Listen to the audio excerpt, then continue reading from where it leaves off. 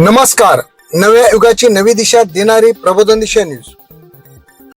मला आशीर्वाद द्यायला इथे आलेला आहात आणि आम्ही सगळेच ही संख्या बघून म्हणजे भारावून गेलेला आहे की एवढ्या मोठ्या संख्येने तुम्ही आमच्यावर प्रेम करता, आम्हाला आशीर्वाद द्यायला आलेला आहात. त्याबद्दल तुमचे खूप खूप धन्यवाद.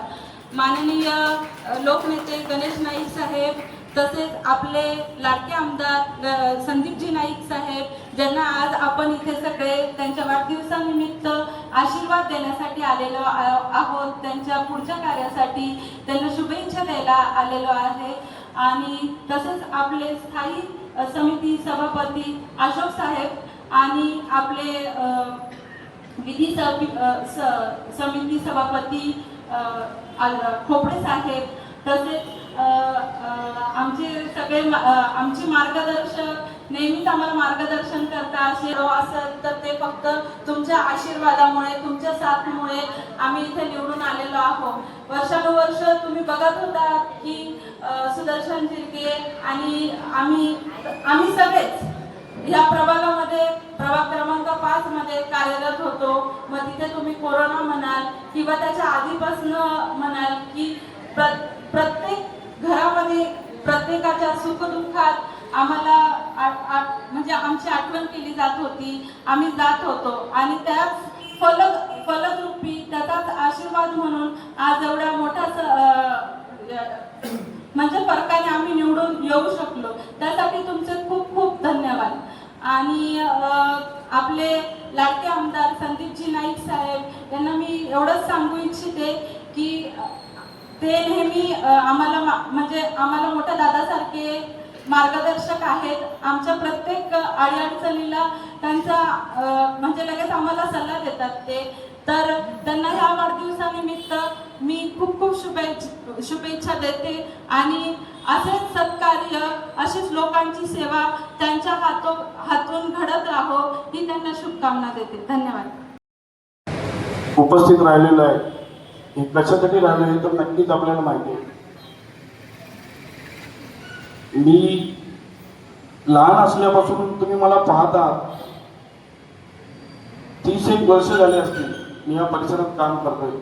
आदरणीय लोकनेते गणेशजी नाईक साहेबांच्या आशीर्वादाने मी प्रथम आमदार संदीप नाईक साहेब ज्यांनी मला या संघर्षाच्या भूमीमध्ये साथ दिली, ज्यांनी मला आपल्या लोकांची सेवा करण्याची, सामाजिक व राजकीय काम करण्याची संधी दिली, त्यांचा येत्या 4 तारखेला वाढदिवस, तेच म्हणजे ऐरोलीचे प्रथम आमदार संदीप गणेश नाईक साहेब. गणेश नाईक साहेबांचे पुत्र वडिलांप्रमाणेच जसं त्यांची फळी पुढे घेऊन गेली तसं आम्हाला सांगितलं की तुम्हाला काम करायचंय तर ज्येष्ठांचा पहिला सन्मान करा, जे काही कार्यक्रम कराल, जे काय आहे ते लोकांसाठी करा. तुम्हाला कोणती अडचण आली तर आम्ही सगळे तुमच्या सोबत आहोत, पण आपल्या या परिसरातली जी काही लोकांची सेवा करण्यामध्ये तुम्हाला वेळ जेवढा जास्त देते ते तुम्ही द्या. आणि आम्ही त्यांना त्यांच्या मार्गदर्शनाखाली आज काम करत या ठिकाणी पोहोचलो.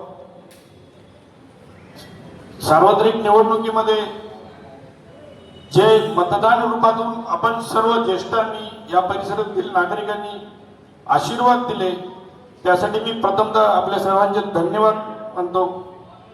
या ठिकाणी उपस्थित स्थायी समितीचे सभापती